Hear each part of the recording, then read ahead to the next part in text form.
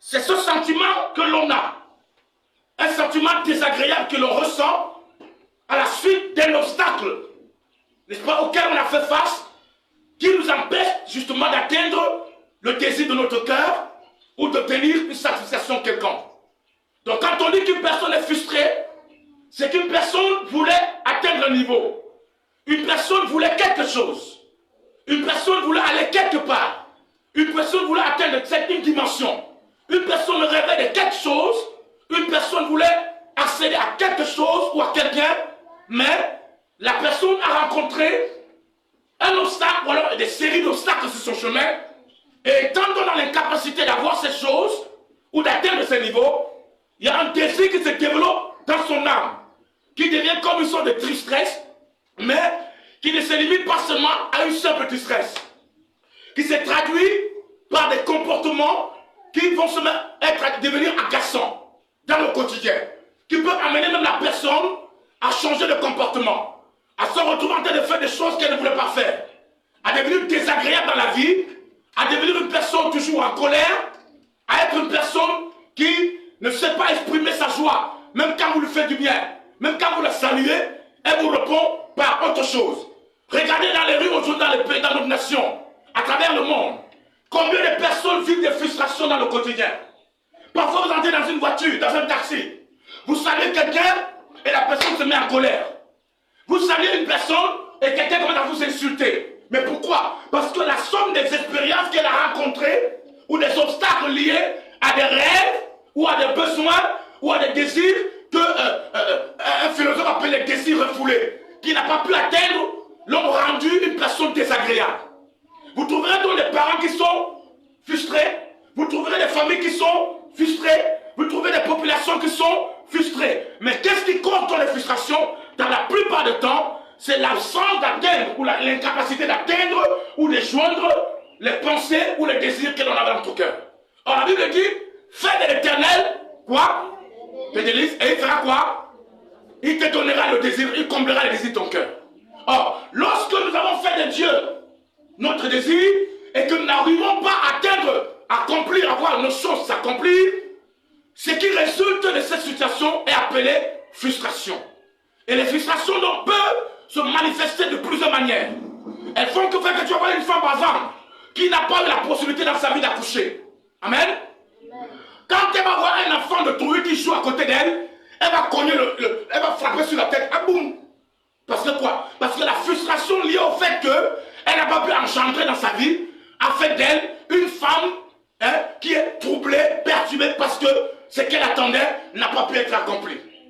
Au-delà de cette situation, vous allez voir par exemple quelqu'un qui est un jeune, qui allait à l'école, qui a eu des diplômes, il a eu un master, son doctorat, je sais quoi d'autre, et qui a suivi une formation, mais il a des diplômes à la maison, et se retrouve maintenant qu'au lieu que les diplômes soient valorisés par un travail, il est en train de vendre l'or à Mokolo, l'or de 50-50, alors qu'il a le master 2, ou alors il a la licence, ou alors il a le doctorat à la maison. Là, cet état de situation, cet état de choses qui nous empêche de pouvoir accéder à ce qui devait être comme une chose normale est caractérisé comme étant une frustration. Autre chose encore, la frustration est également définie comme étant un état où l'on est privé d'une satisfaction légitime. Amen. J'aime bien la deuxième définition. Un état dans lequel on est privé d'une satisfaction légitime et où alors on est déçu ou on est déçu dans ses espérances. Alors, lorsque nous avons une chose qui est normalement être légitime pour nous, c'est-à-dire nous revenir de droit, elle devrait nous revenir de droit, et que nous n'arrivons pas à avoir accès à cette chose-là, notre vie va être transformée en un état de frustration totale. Et cela va amener les gens qui vont des gens devenus violents dans la société, des gens être colériques, des gens être des personnes qui sont amorphes, des personnes qui se meurent d'eux-mêmes dans leur maison, dans leur chambre, qui ne parlent plus, qui ne veulent même pas qu'on leur dise la parole, qui ne supportent même pas une conversation. Parce que quoi? Parce que la somme des problèmes qu'il a rencontrés, ou des désirs inaccomplis, l'ont amené à devenir un homme ou une femme frustrée. Amen. C'est de ça dont il s'agit ce matin. Nous voulons parler de toi qui es là ce matin, dont les désirs de ton cœur, je ne les connais pas, dont les envies de ton âme, dont les désirs, tout ce qui était légitime qui devait te revenir de droit, tu t'es retrouvé dans une situation où quelque chose ou quelqu'un t'a empêché d'avoir accès à ce qui te revient de droit. Je suis donc venu ce matin pour parler à cette personne-là qui est là ce matin, qui m'écoute, et qui me suit à la télé, qui nous suit au travers de notre chaîne, pour te dire ce matin que le temps de Dieu est arrivé où toutes les frustrations seront corrigées au nom de Jésus. Je n'entends pas ta matérielle. Amen. Ta voix ressemble à la voix de quelqu'un qui est tellement frustré qu'elle ne croit plus à une possibilité quelconque de changement dans sa carrière. Quelqu'un me dit Amen. Amen. Ton amen peut être plus fort comme un tonnerre. Amen. Dis à ton voisin pour la question, qu'est-ce qui t'a frustré dans la vie? Qu'est-ce qui t'a frustré dans la vie? Amen. Amen. Alléluia. Amen. Au point où quand tu vois les autres avancer, tu envies les gens. Au point où tu veux faire le mal aux gens qui ne t'ont pas fait du mal. À cause des frustrations. Combien de personnes dans le monde, dans la terre, à travers dans les rues, qui sont bloquées dans les frustrations aujourd'hui et dont la vie est devenue caractérisée par l'amertume, par l'angoisse et la souffrance. Ce matin, je m'adresse à toutes ces personnes qui sont là. Parce que Jésus est venu également pour vous, pour se souvenir de vous ce matin. Amen. Amen. Point numéro 1. Point numéro 2, puisqu'il est question de recevoir l'onction pour vaincre les frustrations, parlons également maintenant de l'onction. Quelqu'un m'a dit Amen. Amen. Je n'entends pas ta voix très bien. Amen. Première question. Qu'est-ce que c'est que l'onction? Amen. Qu'est-ce que c'est que l'onction? Nous voulons répondre à cette question. Amen. Écoutez, l'onction, le mot onction est un terme. Quand nous partons de l'hébreu ou du grec, qui parle de quoi? Qui explique un terme qui désigne le transfert d'un pouvoir. Ok? Le transfert d'un pouvoir qui est assigné à quelqu'un, qui a été mis à part pour une tâche ou une mission bien précise. On se comprend bien? Quand on parle de l'onction, l'onction c'est quoi? C'est un pouvoir qui est transféré à quelqu'un. Une habileté qui est transférée à quelqu'un. Une attitude qui est donnée à une personne, qui a été mise à part, parce qu'elle a été désignée, et qui a une mission et une tâche bien précise à accomplir sur la terre. Ça veut dire que vous qui êtes là ce matin, si tu es par exemple médecin, amen, tu peux être médecin, mais tant que tu n'as pas reçu l'onction d'être médecin, amen, tu ne pourras pas exercer les fonctions de médecin, on est d'accord? C'est la raison pour laquelle quand par exemple le magistrat, pour que le président de la République par exemple du Cameroun de nation, commence à exercer sur le pays en tant que président, il faut que, officiellement, légalement, qu'une onction lui soit transférée par le chef de la magistrature suprême, qui lui donne l'autorisation et l'habileté d'exercer en tant que président. On est d'accord? C'est pourquoi depuis la nuit des temps bien aimés, pour que ce que Dieu veut faire dans la vie d'un homme, pour que les projets de Dieu, le but de Dieu, ses désirs ou ses intentions soient accomplis, il faut qu'il y ait transfert de pouvoir. Quelqu'un me dit Amen. Amen. Je n'entends pas ta voix très bien. Amen. C'est la raison pour laquelle mon frère Bouddha, que j'aime beaucoup, va aller au village chaque fin du mois, hein, parce qu'il est conscient que s'il veut que sa boutique avance, hein, s'il faut que ces choses qu'il a mis en place prennent de l'ampleur, il a besoin que la grand-mère ou le grand-père ou le crâne de son grand-père ou de sa grand-mère qu'on avait gardé depuis 50 ans, qu'il a s'est connecté à ce crâne pour recevoir l'onction de son grand-père. Mais sauf que cette onction-là devient un problème plus tard dans sa carrière. Est-ce qu'on est ensemble? Amen. Donc l'onction est considérée comme étant un pouvoir qui est transféré à quelqu'un. Amen. Amen. Mais pas n'importe qui, une personne qui a été assignée, une personne qui a été mise à part, une personne qui a une tâche, une personne qui a une mission. Alléluia. Amen. Pose la question à ton voisin, quelle est ta mission? Hein? Qui de vous connaît le film qu'on appelle Karashika? Qui a vu le film Karashika? Il y a un film d'Israël qu'on appelle Karashika. Il y a une femme qui sort des cimetières. Le monde est ténèbres l'a envoyé pour venir accomplir des missions. Et l'une de ses missions, c'est quoi, frère? C'est de détruire l'église, renverser les hommes de Dieu, enrôler les chrétiens, qui sont là, qui sont un peu instables. Ils prennent les problèmes qu'ils ont, ou alors ils utilisent les frustrations de leur vie. Fais-moi le téléphone là. Ils utilisent les frustrations de leur vie pour chercher à les enrôler. Amen. On va venir te proposer quelque chose, au nom de Dieu, on va te donner quelques argents. Alors dans ce film-là, quand vous regardez bien le film, vous allez voir qu'il y a un démon qui sort des cimetières, de la tombe. Hein? Lorsque le démon sort de la tombe, le diable l'envoie pour une mission bien précise. Pour une tâche bien précise. mandat bien déterminé. Mais le diable sait qu'elle va rencontrer beaucoup de problèmes sur le chemin. Elle va rencontrer beaucoup d'obstacles. Elle trouvera des gens qui sont plus forts qu'elle. Qu'est-ce qu'il fait? Alors, les sorciers vont donc prendre ce qu'on appelle dans la sorcellerie le onguel. Le onguel, c'est quoi? C'est le bâton que les sorciers utilisent pour transférer le pouvoir. Quand vous voyez les films, par exemple, de sorcellerie, vous voyez, ils ont souvent un bâton en leur main. Ça veut ça qu'ils, quand tu vois, par exemple, on appelle comment le sorcier là, qui a joué le film, le jeune américain là. Hein, tu as dit quoi? Harry Potter. Vous voyez comment quand ils bagarrent, ils ont des ongueurs. Ça veut dire des ongueurs qui lancent le pouvoir. Il faut là, boum, tu vois la puissance qui sort. Et c'est cet ongueur donc qui permet à ce qu'on puisse donner le pouvoir, transmettre le pouvoir à des sorciers qui doivent aller accomplir des missions bien précises. On en va peut-être dans un quartier pour qu'il envoûte tous les gens du quartier, pour qu'aucune jeune fille ne se marie, pour que tous les jeunes deviennent des fumeurs. Hein? Et il va donc prendre le pouvoir, il va donc donner à quelqu'un qui est l'un de leurs, qui travaille dans leur groupe, pour donner de puissance à la personne, pour que lui, il aille accomplir des missions qu'un homme normal ne peut accomplir. Donc quand on parle de l'onction, il s'agit d'un pouvoir supranaturel. Amen. Il s'agit d'un pouvoir supranaturel qui nous est transféré et qui nous donne des capacités et l'habilité à réaliser des choses qu'un homme normal ne peut pas réaliser. Amen. On est ensemble ici? Amen. Je parle à quelqu'un? Donc ce matin, tu vas recevoir un pouvoir. Tu vas recevoir une transfert. Tu vas recevoir une grâce qui te permettra de réaliser des choses que les hommes normaux ne peuvent réaliser. Amen.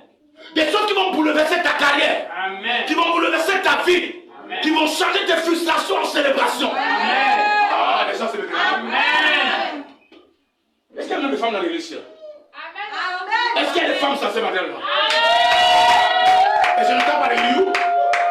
Amen. Donc dans ce film-là, Karashika, ouais, quand elle sort de la tombe, avant qu'elle ne vienne dans le monde des ténèbres, il y a une réunion qui se passe dans le monde des ténèbres. Et il y a des démons qui sont autour. Hein?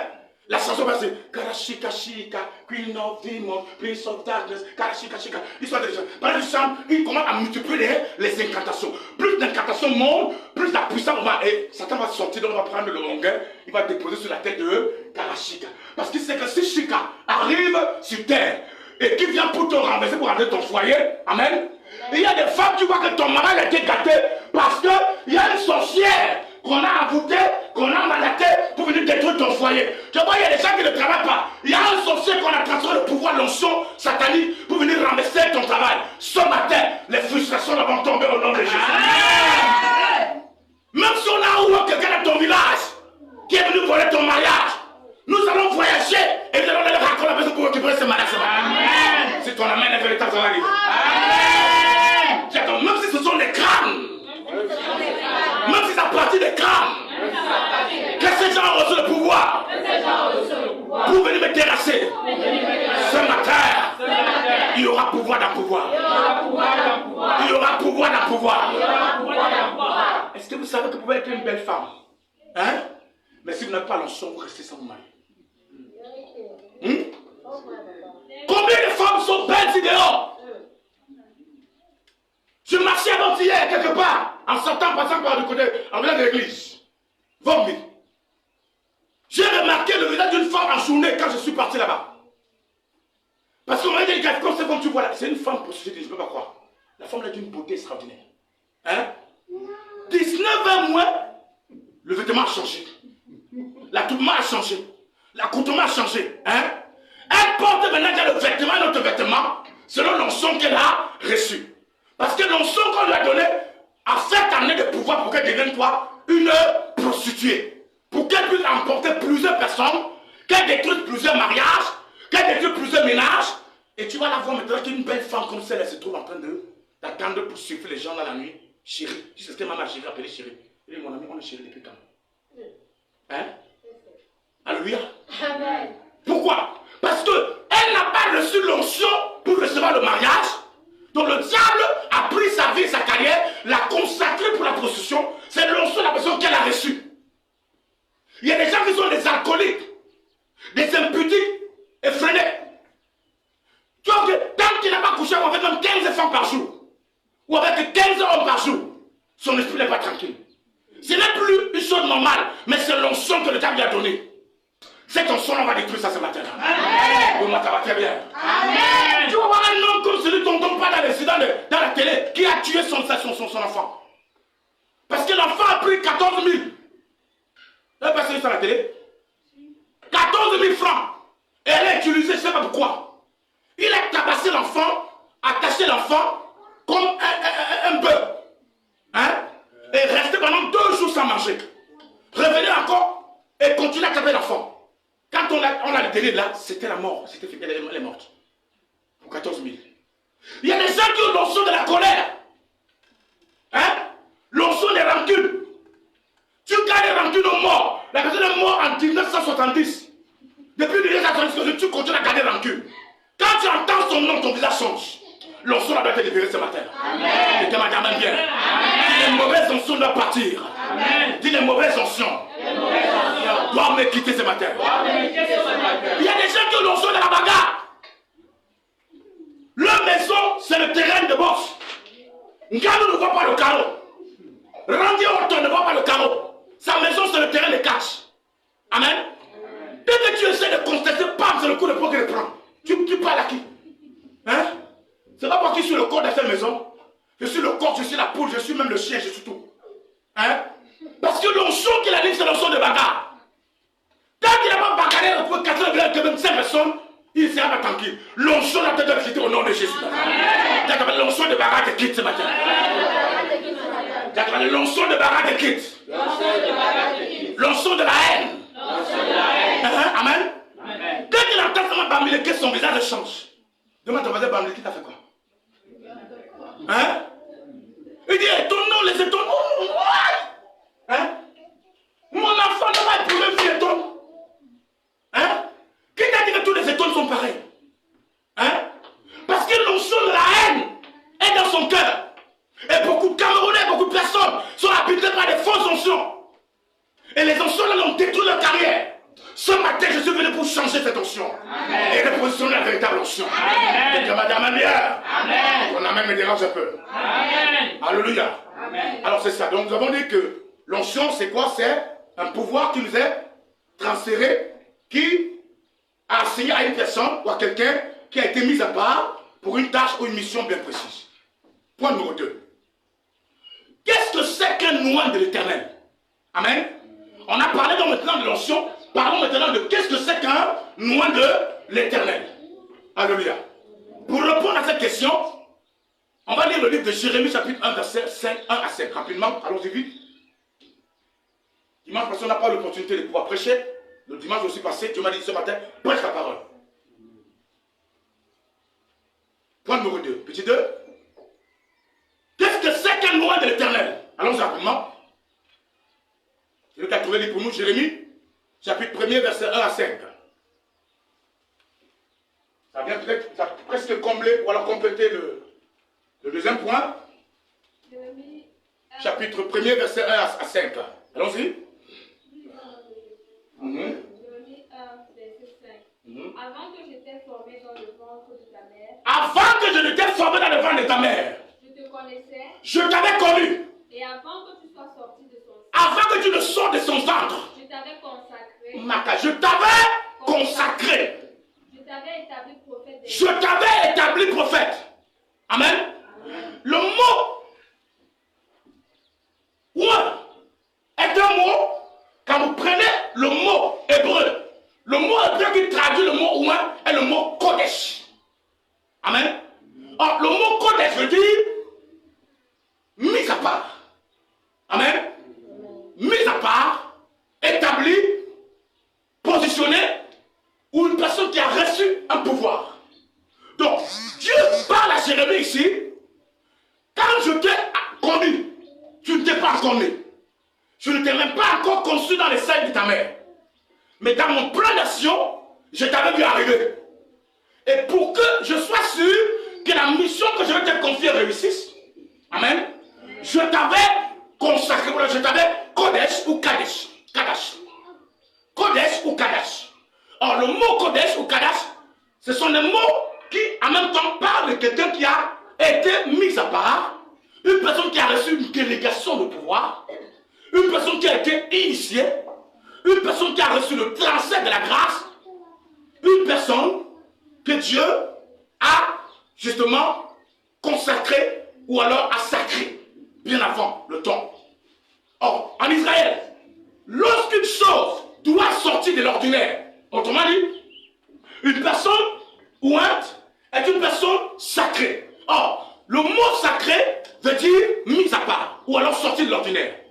Lorsque Dieu veut faire de toi un évangéliste, il est obligé de venir te chercher dans la maison de ton père.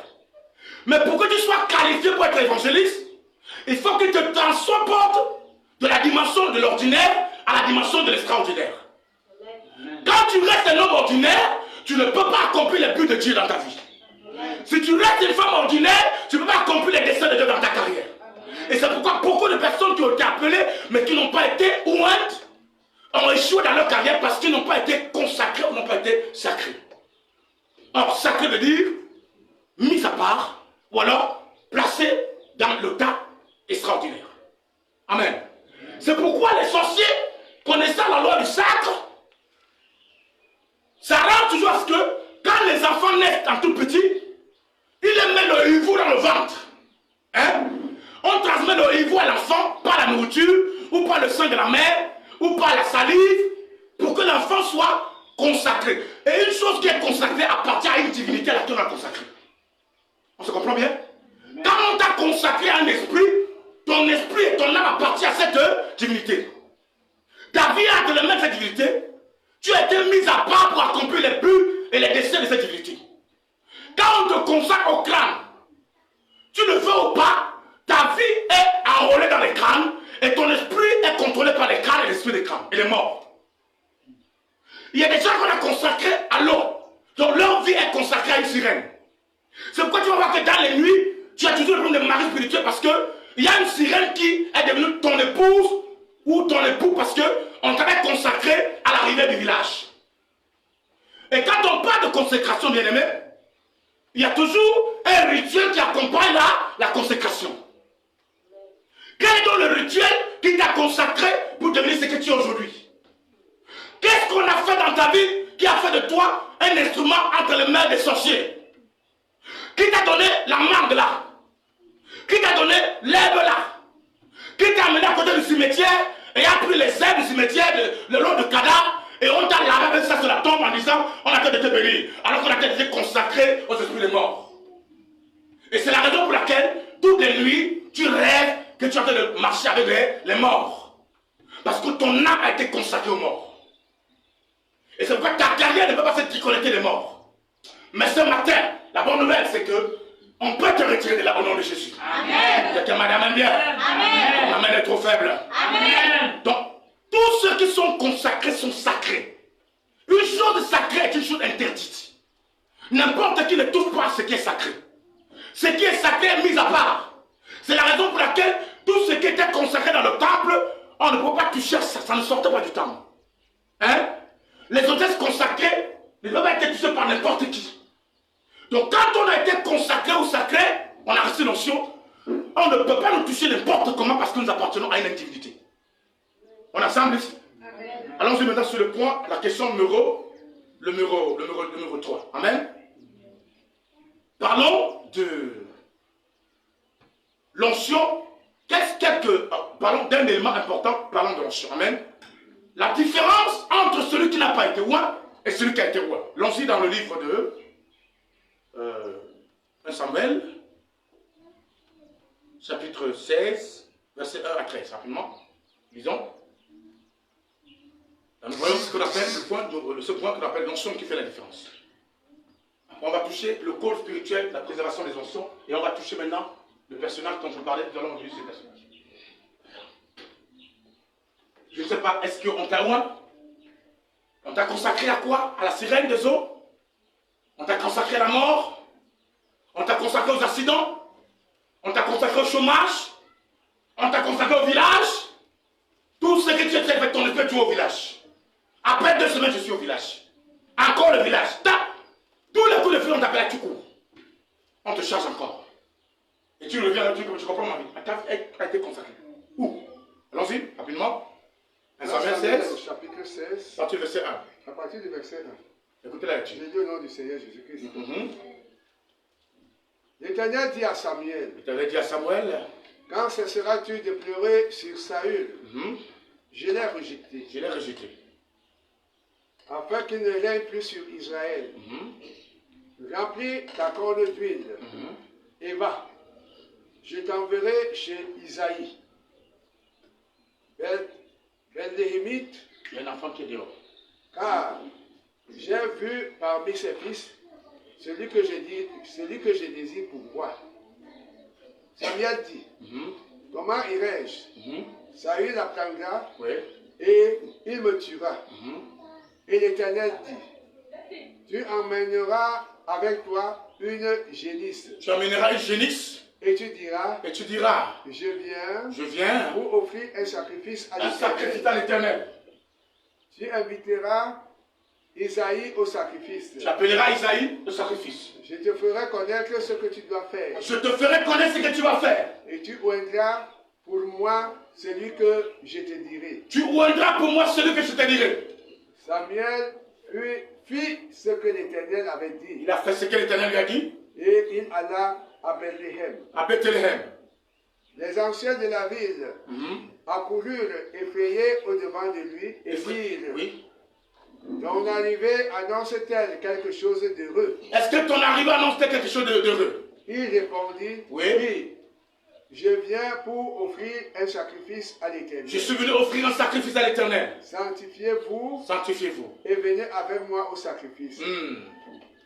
Il fit aussi sanctifier Isaïe et ses fils, Il fit sanctifier Isaïe ses fils. et il les invita au sacrifice. Il les invita au sacrifice. Lorsqu'ils entrèrent, il se dit, Mhm. en voyant Eliab, Il a vu Eliab.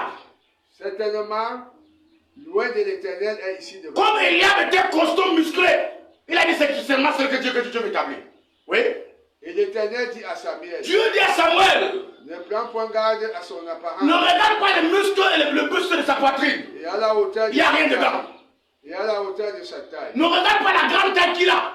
Car Il n'y a rien dedans. je l'ai rejeté. Je l'ai rejeté. L'Éternel ne considère pas ce que l'homme considère. Dieu ne considère pas ce que le monde considère. Amen. Dieu ne donne pas la valeur aux choses que le monde donne la valeur. La valeur est donnée par Dieu en fonction du type d'onction qu'on a reçu. C'est l'onction qui fera la différence ce matin. Et ton roi ne peut pas devenir multimillionnaire. Mais tu vas être... Tu n'as pas l'argent. Tu n'as pas l'argent. Tu es passé comme tu n'as pas l'argent. Donne-moi si tu n'as pas. Comment les gens ici? Continue la lecture. L'homme regarde à ce qui frappe les yeux, L'homme regarde le physique. mais l'Éternel regarde au cœur. L'homme regarde la beauté. Tu vas voir une femme qui passe dehors, comme elle est brune, noire comme moi, hein, cirée, comme le chocolat, hein. Tu vas dire non, sûrement la fille. Oh! Mais si on te dit le nom des démons que la fille dans le corps, hein. Si on te dit les problèmes que la fille a, il y a des gens qui ont pris les filles parce qu'ils ont regardé l'apparence physique, mais elle est chargée dans son visage. On a chargé le l'égout, mais tu peux passer après les légions. Si tu prends cette femme, tu la mets dans ta voiture, tu finis, ta carrière est finie. C'est sûr que la vie que tu avec une femme qui a vu le fait qu'elle s'enfonçait. Hein? Et puis c'est ça, tu te mets avec un homme. Depuis que tu as vu cette personne, tu n'as jamais pu même acheter même sur le vélo. Hein? Tu n'as même pas pu acheter le porteur de terre. Tu n'as même pas pu réaliser le moins de choses dans ta vie. Ta vie n'a évolué à rien. Parce que tu allais épouser Karachika. Karachika te libère ce matin au nom de Jésus. Amen. D'accord, les Karachika doivent partir. Il faut dire Karachika doit partir. Karachika doit me libérer. Que madame est bonne. Amen. Même si tu as épousé le Karachika. Si c'est ta vraie femme, on va la délivrer. Amen. Mais si ce n'est pas ta vraie femme, elle va partir. Amen. Si tu as épousé un homme qui est Karachika, si ce n'est pas Dieu qui a bloqué sur ton mari, on va le chasser. Amen. Tu vas voir tes maris. Amen. Parle-moi bien. Parle-moi bien. Dis Amen bien. Amen bien. Tu la lecture. Isaïe appela Abinadab Il appela Abinadab. et le fit passer devant Samuel. Et il est passé devant Samuel. Et Samuel dit, Et Samuel dit, l'Éternel n'a pas non plus choisi n'a celui-ci. pas choisi celui-là également. Hein, continue. Isaïe fit passer Shama. Shama aussi. Et Samuel dit, Et Samuel dit également, l'Éternel n'a pas non plus choisi ce ceci. sont les bons noms que vous aimez. Amen. Comme ça prend, elle s'appelle Sandra Taylor. Ça prend le vrai nom qui sont. Tu as trouvé Diana Fox. Dana Fox. Donc, le nom Fox, ça veut dire d'abord le renard. Donc, Fox veut dire renard, c'est ça, non? Ça veut dire renard. Donc, elle s'appelle Diana Renard. Donc, Diana, quand vous rentrez dans les traditions de l'Éphèse, Diane est considérée comme étant la reine d'Éphèse. Les Éphésiens adoraient une déesse qu'on appelait Diane. Donc, si tu as un enfant qui porte le nom Diane, amène-le à la délivrance parce que la femme l'a envoûté.